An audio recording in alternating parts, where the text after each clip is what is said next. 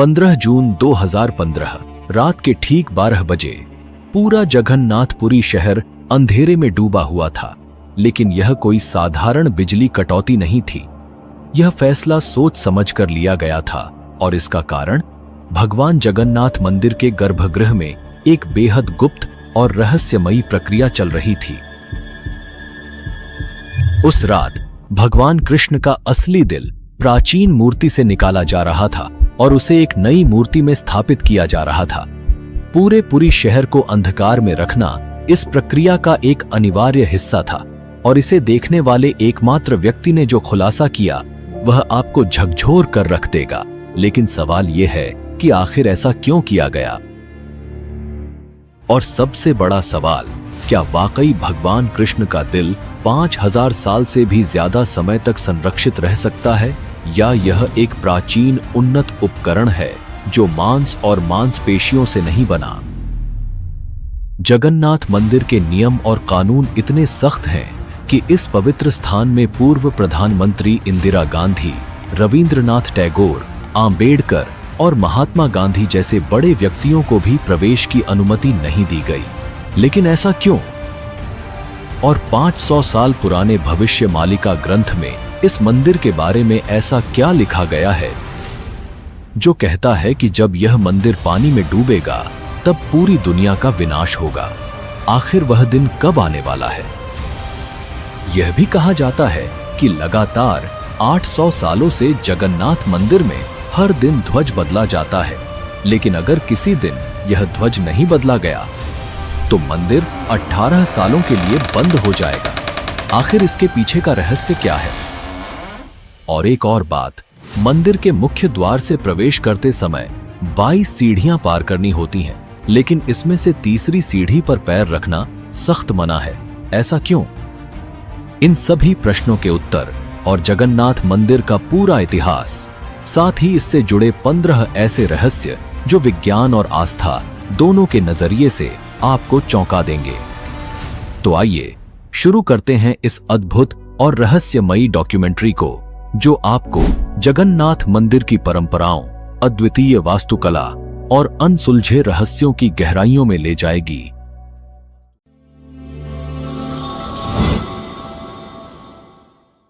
आपने YouTube पर जगन्नाथ मंदिर के रहस्यों के बारे में बार बार एक ही बातें सुनी होंगी, जैसे ध्वज का हवा की विपरीत दिशा में लहराना, समुद्र की ध्वनि का न सुनाई देना, मंदिर के गुंबद की छाया का न दिखना और यहां तक कि मंदिर के ऊपर से पक्षियों का न बैठना।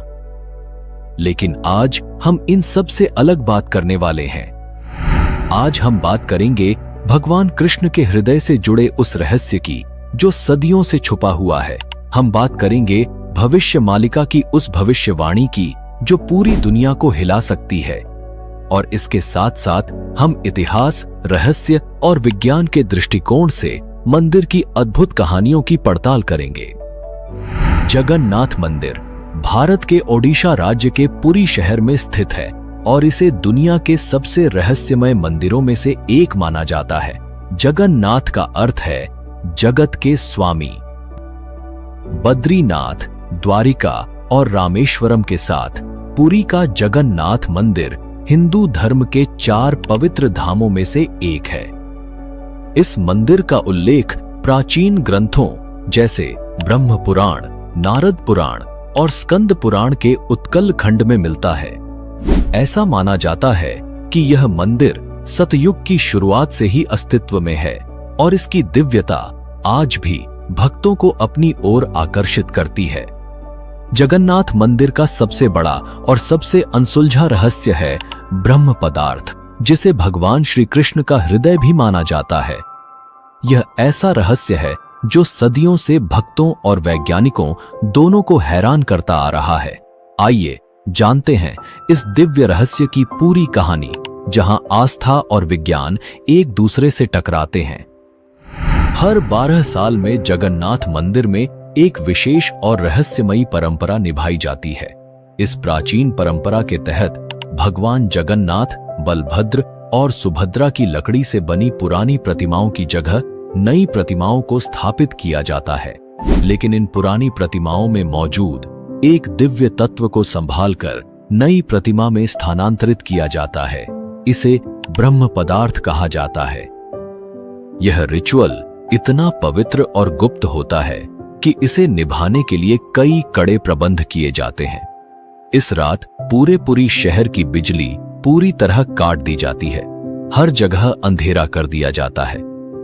मंदिर की सुरक्षा सीआरपीएफ के कमांड में रहती है और किसी भी व्यक्ति का मंदिर के अंदर आना जाना सख्त मना होता है। इस प्रक्रिया को केवल मंदिर के मुख्य पुजारी ही संपन्न करते हैं, लेकिन उन्हें भी ब्रह्म पदार्थ का रहस्य जानने की अनुमति नहीं होती। इसलिए उनकी आंखों पर पट्टी बांधी जाती है और हाथों में मोटे दस्ताने पहनाए जाते हैं। यह सब इसलिए ताकि वे ना देख सकें और ना ही महसूस कर सकें कि ब्रह्म पदार्थ वास्तव में क्या है। कुछ पुजारियों ने अपने अनुभव साझा करते हुए बताया है कि जब मैंने इस ब्रह्म पदार्थ को छुआ तो मुझे एक अनोखी और शक्तिशाली ऊर्जा का अनुभव हुआ। ऐसा लगा जैसे मेरे हाथ में कोई जिंदा चीज थी जो किसी खरगोश की तरह उछल रही थी। लोगों का मानना है कि यह ब्रह्म पदार्थ और कुछ नहीं बल्कि भगवान श्री कृष्ण का धड़कता हुआ दिल है, जो आज भी 5000 सालों के बाद जीवित है। अगर आप हमारे चैनल में यह सवाल जरूर उठता होगा, आखिर भगवान श्री कृष्ण का हृदय यहाँ कैसे आया और क्या यह सचमुच संभव हो सकता है? इस अद्भुत रहस्य को समझने के लिए हमें समय के पहियों को घुमाना होगा और जाना होगा 3102 ईसा पूर्व में, यानी करीब 5000 साल पहले। एक ऐसा समय जब भगवान श्री कृष्ण ने अपनी लीला समाप्त कर इस पृथ्वी से विदा ली। महाभारत युद्ध के बाद कुरुक्षेत्र की धरती पर फैले लाखों शव और कौरवों के विनाश ने हर व्यक्ति को झकझोर दिया। इसी विनाश के लिए गांधारी ने भगवान श्री कृष्ण को दोषी ठहराया। अपने 100 पुत्रों की मृत्यु के शोक में डूबी गांधारी ने कहा, हे कृष्ण, जैसे मेरे पुत्रों का वंश समाप्त हो गया, वैसे ही तुम्हारा यादव वंश भी आपसी लड़ाई में नष्ट हो जाएगा और 36 वर्षों के भीतर तुम्हारी द्वारका समुद्र में समा जाएगी। 36 वर्षों बाद गांधारी का यह श्राप सत्य साबित हुआ। यादव वंश में आपसी झगड़े और क्रोध में लिपटे एक दिन नशे में चूर यादवों ने एक दूसरे को मारना शुरू कर दिया। इस घटना के बाद द्वारका समुद्र में डूब गई। यह विनाश स्पष्ट संकेत था कि भगवान श्री कृष्ण का पृथ्वी पर समय समाप्त हो चुका है। भगवान श्री कृष्ण जंगल की ओर चले गए। वह एक पीपल के पेड़ के नीचे ध्यानमग्न हो गए। तभी जरा नामक एक शिकारी ने उन्हें हिरण समझकर तीर चला दिया। तीर उनके पैर में लगते ही जरा को अपनी गलती का एहसास हुआ। वह माफी मांगने भगवान के पास पहुंचा। श्री कृष्ण ने मुस्कुराते हुए कहा, डरो मत, यह सब मेरी लीला का हिस्सा है। त्रेता युग में तुम राजा बाली थे। मैंने राम अवतार में तुम्हें छल से मारा था और अब उसी कर्म का परिणाम है कि आज तुम मेरे लिए मृत्यु का माध्यम बने हो। इसके बाद श्री कृष्ण ने योग निद्रा में लीन होकर इस भौतिक संसार को त्याग दिया।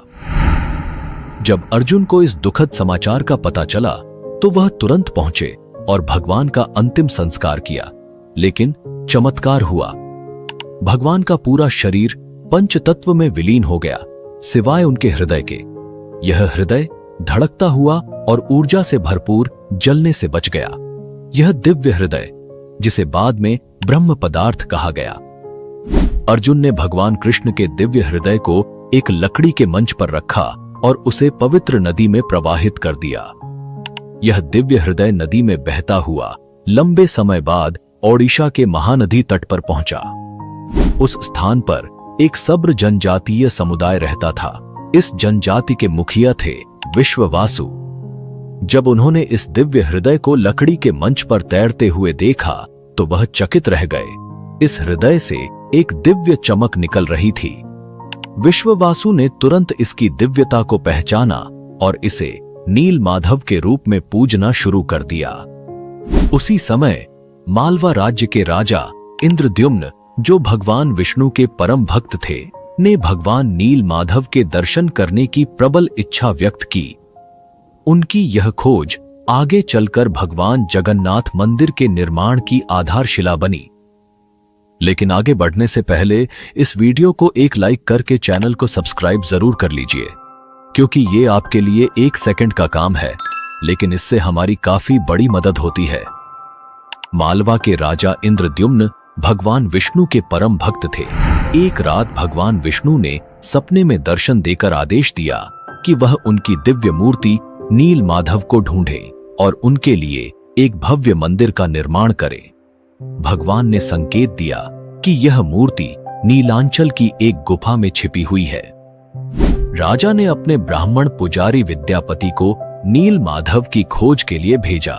कई दिनों की कठिन यात्रा के बाद विद्यापति ने आदिवासी मुखिया विश्ववासु के बारे में सुना, जो एक गुफा में छिपी इस दिव्य मूर्ति की पूजा करता था।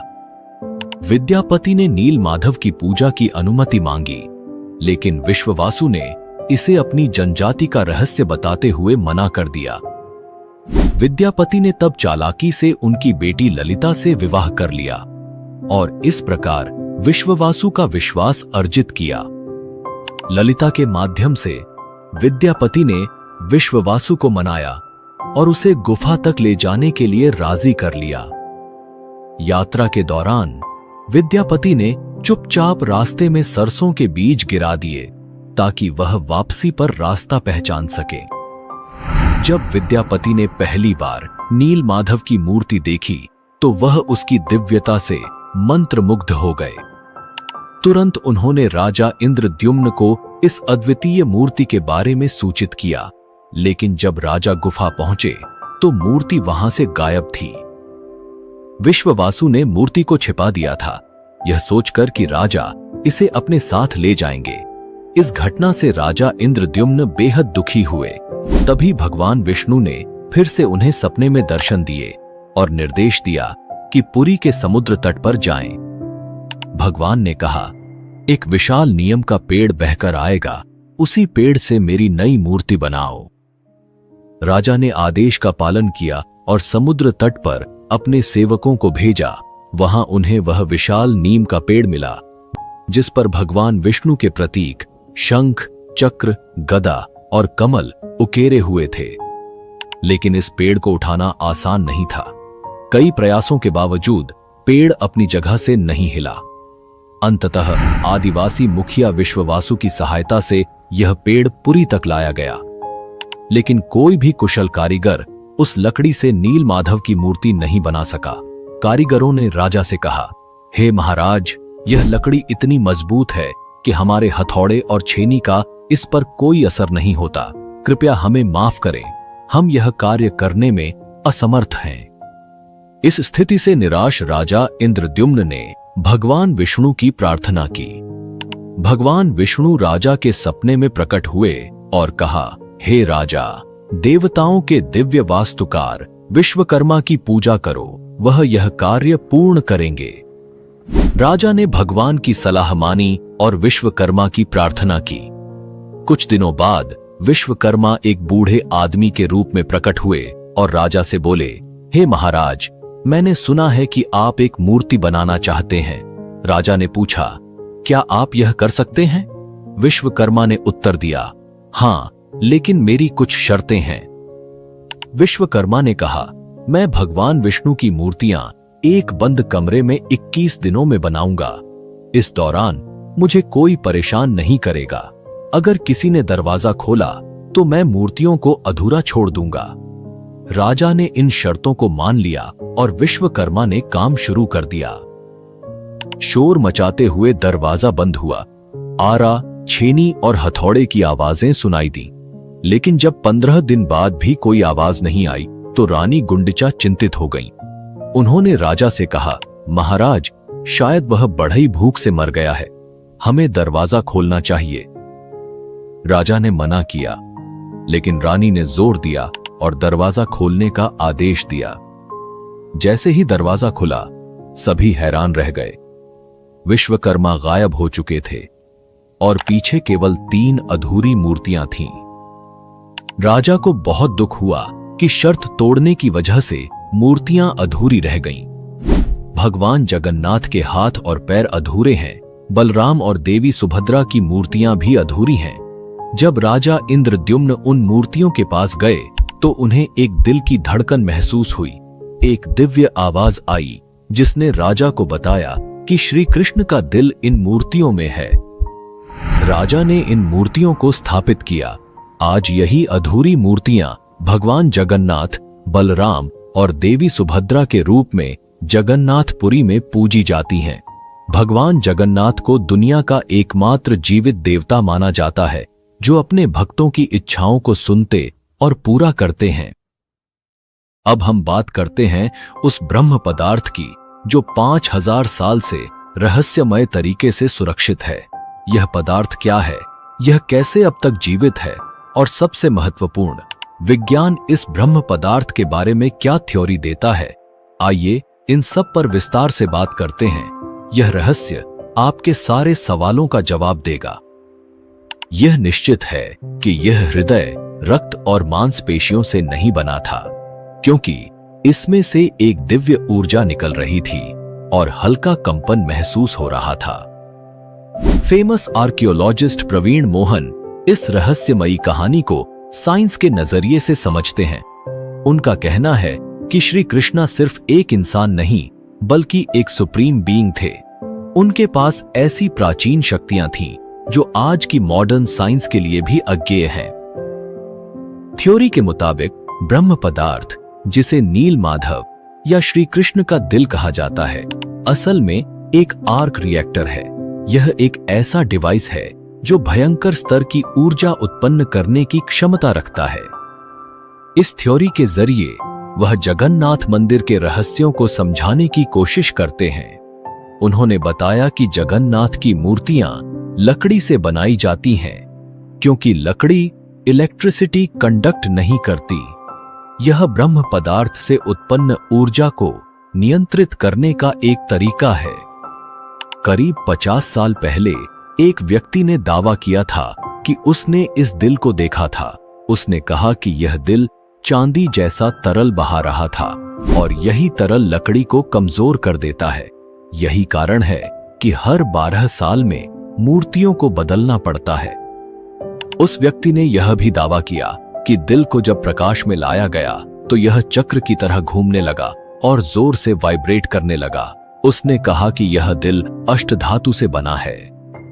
इसके अलावा जब इस ब्रह्म पदार्थ को मूर्ति से बाहर निकाला जाता है तो यह सक्रिय न हो जाए, इसे रोकने के लिए पूरी शहर की बिजली बंद कर दी जाती है।